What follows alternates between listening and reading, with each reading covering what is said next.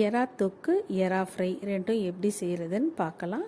ஒரு கடாயில் 3 table spoon அளவுக்கு சன்ஃப்ளவர் ஆயில் போட்டு, அரை ஸ்பூன் அளவுக்கு சோம்பு, கருவேப்பிலை, மெலிசா நறுக்குன 3 வெங்காயம் போட்டு நல்லா வதக்கிக்கலாம். இது கூட உப்பு ஒரு அரை ஸ்பூன் அளவுக்கு மஞ்சத்தூள் போட்டு நல்லா வதக்கிக்கலாம்.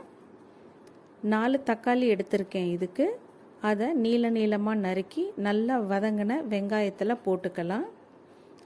தக்காளி ஒரு பக்கம் நல்லா வதங்கட்டும். மேலே கொஞ்சம் மூடி போட்டு வதக்கலாம். கொஞ்சமாக உப்பு சேர்த்துக்கலாம். ஈஸியாக சீக்கிரமாக வதங்கிடும். அதுக்குள்ளே எறாவை நம்ம ரெடி பண்ணிக்கலாம். எறாவோட நடுவில் கருப்பு கலரில் இருக்கும். அதை இப்படி ஓப்பன் பண்ணி கட் பண்ணி க்ளீன் பண்ணிக்கலாம். தக்காளியெல்லாம் நல்லா மசிஞ்சிருச்சு. இதுக்குள்ளே நம்ம எறாவை ஃப்ரைக்கு மசாலா போட்டு ஊற வச்சுக்கலாம்.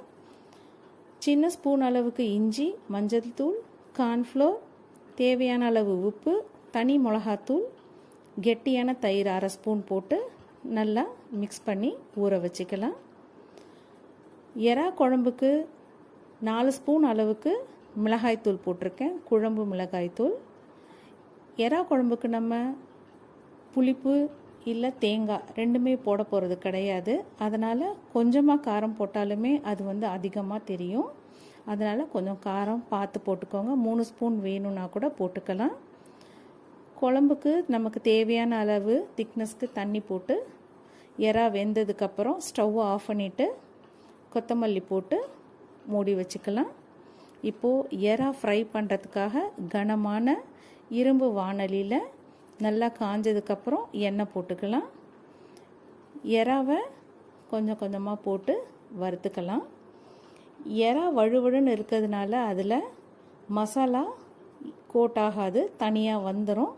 அதனால் நல்லா கோட் ஆகிற மாதிரி கையில் எடுத்து ஒன்று ஒன்றா மெதுவாக போட்டுக்கலாம். இப்போ பாருங்கள், நல்லா கோட்டாக இருக்குது மசாலாலாம். இப்போது சாப்பிட்டு பார்க்கலாம். ரொம்பவே டேஸ்ட்டாக வந்திருக்கு. நீங்களும் ட்ரை பண்ணி பாருங்கள். சப்ஸ்கிரைப் பண்ணுங்கள், ஷேர் பண்ணுங்கள். தேங்க்யூ.